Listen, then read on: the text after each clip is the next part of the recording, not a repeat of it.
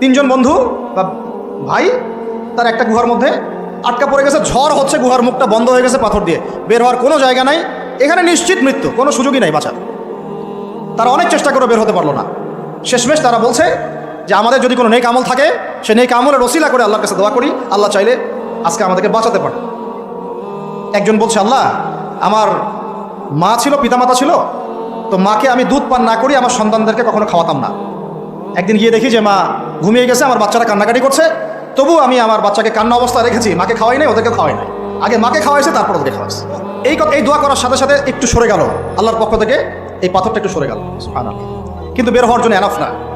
এরপরে আরেকজন দোয়া করছে যে আল্লাহ আমার একজন কর্মচারী ছিল, টাকা পাইতো আমার কাছে কিছু, তো সে একদিন বেতন না নিয়ে চলে গেছে, টাকাটা দিয়ে আমি কিছু পশু কিনেছি, মানে গবাদি পশু। এই গবাদি পশু 2টা থেকে 4টা, 4টা থেকে 8টা হতে হতে অনেকগুলো হয়েছে। একদিন অনেকদিন পর সে আসছে, এসে বলছে আমার টাকা দাও। সে বলছে যে এই সবগুলো পশু তোমার, নিয়ে যাও। তুমি কি ইয়ার্কি ফাজলামি করতেছো আমার সাথে? আমার টাকা আমাকে দাও। না, ইয়ার্কি ফাজলামি করতেছি না, এটা তোমার টাকা দিয়ে কেনা ছিল, সবগুলো বংশবৃদ্ধি হতে হতে আজকে এই অবস্থা আছে। আল্লাহ তোমার সন্তুষ্টির জন্য যদি এই কাজ করে থাকে, আল্লাহ আজকে আমাকে এই বিপদ থেকে বাঁচাও। পাহাড়ের মুখ থেকে পাথরটা একটু সরে গেল, বের হওয়ার জন্য যথেষ্ট না। তৃতীয় ব্যক্তি, আমি এটাই বলতে চাচ্ছিলাম, ইয়াংরা শোনেন ভালো করে। তৃতীয় ব্যক্তি সেজদায় পড়ে আল্লাহকে বলছে, হাত তুলে আল্লাহকে বলছে, আল্লাহ আমার একজন খুব সুন্দরী চাচাতো বোন ছিল, কাজিন, আমি তাকে পাইতে চাইতাম। বুঝেন না পাইতে চাইতাম মানে কি? তাকে পেতে চাইতাম, অফার করতাম, সে রাজি হয় না। একদিন সে বলল যে 100 স্বর্ণমুদ্রা দিতে পারলে আমি রাজি। ওই ছেলেটা তখন 100 স্বর্ণমুদ্রা অর্জন করেছে, কষ্ট করে আর্ন করেছে, যে আপনাদেরকে বলে যে নিজের পায়ে দাঁড়াও তারপরে তোমার সাথে রাজি। সে অনেক কষ্ট করে 100 স্বর্ণমুদ্রা অর্জন করে মেয়ের কাছে গিয়েছে, চাচাতো বোনকে বলেছে যে স্বর্ণমুদ্রা নাও, এখন বলো তুমি রাজি না। সে মেয়ে বলছে হ্যাঁ ঠিক আছে। তো এখন দুজনের মধ্যে যা হওয়ার তাই হচ্ছে, অ্যাডাল্ট আপনারা সবাই বুঝেন।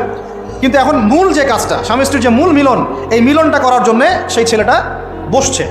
হাদিসের মধ্যে আসছে এভাবে, 2 পায়ের মাঝখানে বসে পড়ছে ছেলেটা, এখনই জাস্ট শুরু করবে।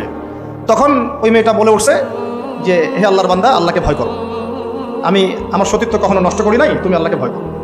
এই কথাটা যখনই বলছে তখন ওই ছেলের মনের মধ্যে এমনভাবে একটা রিয়াকশন জন্ম নিয়েছে, আল্লাহর পক্ষ থেকে এমন একটা নূর আর হেদায়েত চলে আসছে, ওই অবস্থা থেকে ছেলেটা উঠে চলে গেছে এবং স্বর্ণমুদ্রাও দিয়ে দিচ্ছে, যে স্বর্ণমুদ্রাও আমার দরকার নেই, যা। এবার সেই গুহার মধ্যে বন্দী অবস্থায় আল্লাহর কাছে হাত তুলে দোয়া করতেছে, আল্লাহ তুমি যদি জানো ওই কাজটা আমি তোমার সন্তুষ্টির জন্য করেছিলাম, আজকে আমাকে এই সাক্ষাৎ এই মৌতের হাত থেকে বাঁচাও। সাথে সাথে এই পাথর সরে গেছে। এই হাদিসটা আমি এই কারণে বললাম, যদি আমি জেনা থেকে বেঁচে থাকতে পারি, ইনশাআল্লাহ তাআলা আল্লাহ পাক সাক্ষাৎ মৃত্যুর মতো এই আযাব থেকেও, বিপদ থেকেও আল্লাহ বাঁচাতে পারে।